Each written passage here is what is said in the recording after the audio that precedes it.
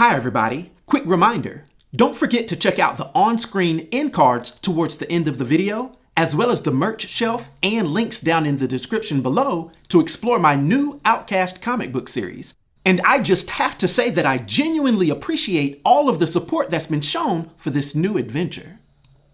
Now I hope you're having a great day, and let's dive in to the ReAnimen.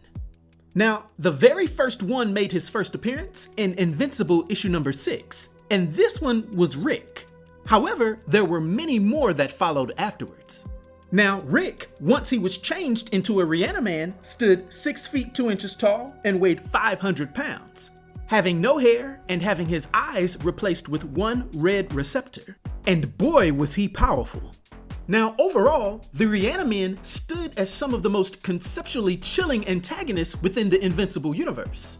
Being created by the brilliant but deranged scientist known as D.A. Sinclair, these entities represent a horrific fusion of necromancy and cutting-edge cybernetics. You see, unlike traditional robots, a ReAnimen is a biological machine, a human corpse, or sometimes a living subject, whose organic weaknesses have been engineered out and replaced with high-grade chrome or titanium plating, advanced servos and musculature, and devastating weaponry. The ReAnimen first appeared during Mark Grayson's college years. Sinclair, a student at Upstate University, began taking his fellow classmates to use as raw materials for his experiments.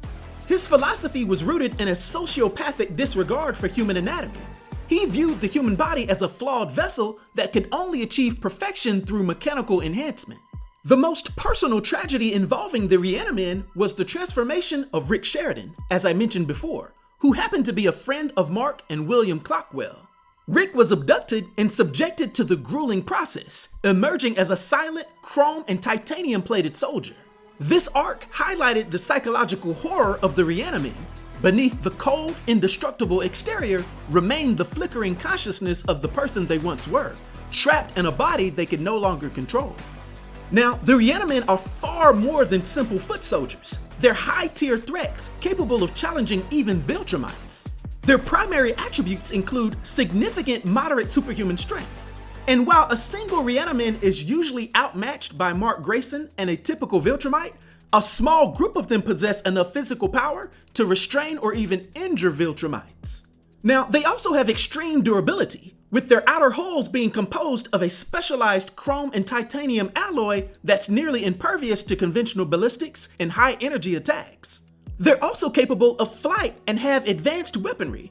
Being equipped with internal propulsion systems, they're highly mobile in aerial combat, and many are outfitted with laser emitters or retractable blades, although their primary method of attack is relentless physical force. And chillingly, they all possess a cold logic. And because their vocal cords are often removed and their brains optimized for obedience, they fight with a terrifying silent efficiency. Now, interestingly, the role of the ReAnimen shifted dramatically when Cecil Stedman, who was the director of the GDA, realized their strategic value.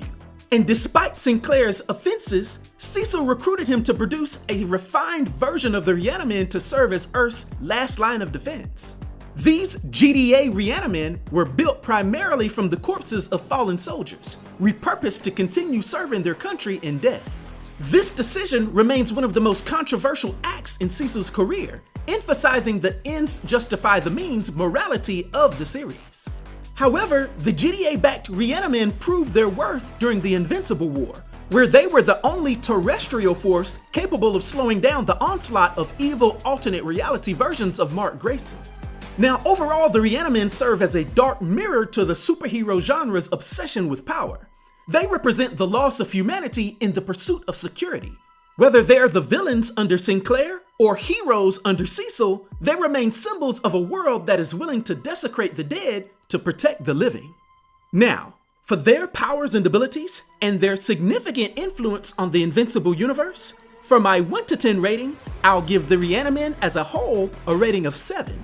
Which is a master rating. I hope everyone enjoyed this video. I'll talk to you next time. Be sure to like, hype, and subscribe to the new Sage.